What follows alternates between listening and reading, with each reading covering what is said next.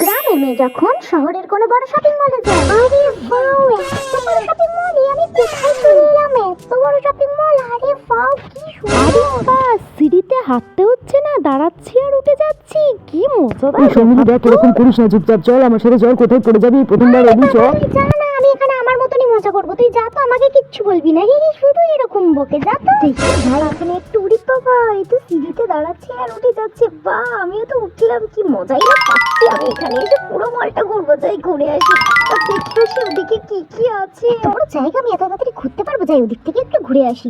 ই বাবা, ক্রিসমাসটা চলে গেছে, তাও এখানে ক্রিসমাস ট্রি সাজিয়ে রেখেছে, কি সুন্দর তো। আমি তো কি মজা পাচ্ছি এখানে এসে, আমার খুব ভালো লাগছে। মা তখন তো ওদের বলে ভাগিয়ে দিলাম, এবারে আমি তো কিছু খুঁজে পাচ্ছি না। বাবা আমি কোথায় চলে এলাম? আমি কেন হারিয়ে ফেললাম? এবার আমি কি করে বাড়ি যাবো? দাদা আবার বান্ধবীদের দেখে ভালো লাগে না, আমি আর আসবো না।